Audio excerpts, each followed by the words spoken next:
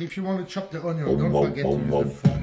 You put fork in the onion like that, and I love the red onion, so just do that back and forth. And when you see the blade is not big enough, just go on the side like this. This thing is perfect. Ito na, chef. Okay. Ito na mga ka-chef. Nalinis ko na. Ngayon, susubukan natin yung life hacks. Ito, subukan natin ibang design niya. Tapos,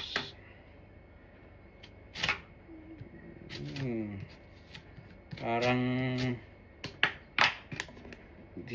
angit yun, no? Ito, parehas lang to sa isa, pero hindi lang, iba lang yung blade niya, pero mas maganda ko siguro pag parehas katulis nito. Ginagamit to sa mga chef, mga coleslaw eh. Ito.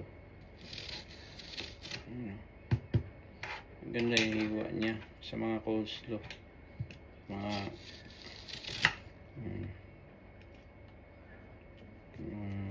cabbage.